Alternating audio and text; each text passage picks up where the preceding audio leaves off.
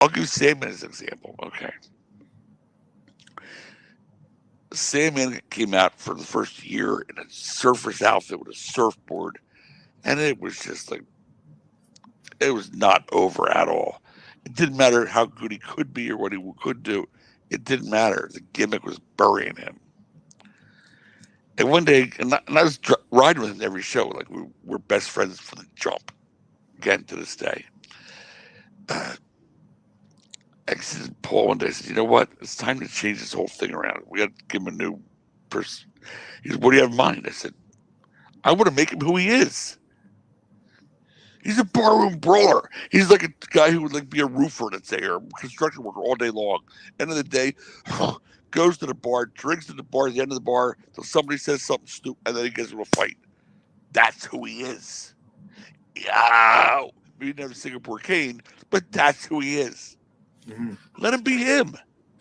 We don't want characters anyway. We don't want to be what we hate about the WWF is the guy's a dentist, the guy's a pig farmer. That's what I hate about wrestling. Let's let this guy go. Watch him go. Paul says, "What do you have in mind?" I said, "I want him to go to the ring, smoking a cigarette and drinking a beer like he's at the bar." Well, you can't do that. I go, "Why not?" He goes, "You can't. You can do anything in wrestling." Eddie Gilbert told me that when the girl's top got ripped off, and I said to him, "You can't do that." And he said, "Why not?" He said, "You can do anything in wrestling." That's what he said to me, and we did it. So I quoted Eddie. I said, "Why not? You can do anything in wrestling." He went out to the first night with a beer and a cigarette. It was his own idea to smash the can against, like, that was hacked to the next level. He's so smart in the business. And boom, he was over for the jump. And to his credit, Paul's not going to fight the idea. He says, "Okay, I got an idea." And the next week on TV, 10, 15 years before the NWO ever did it, Sandman's segments were in black and white. The whole show's color, except for that one segment, his match, his promo, where black and white lights on him, and the white smoke. I mean, it was a great visual, man. And he had a woman with him, which didn't hurt either, but still, it was a great visual. Uh, and that separated him from the pack right off the bat. And he took that character, Sandman, ran with it, and he was hardcore. He wasn't,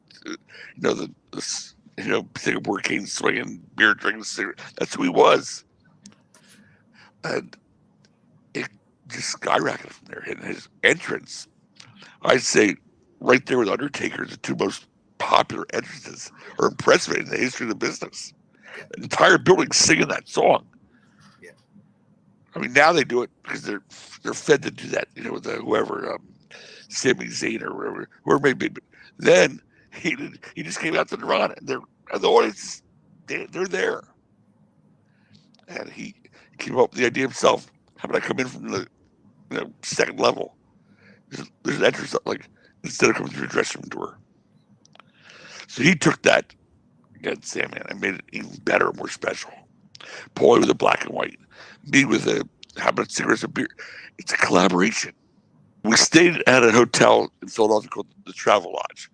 Around hotel is like whatever number of stories high.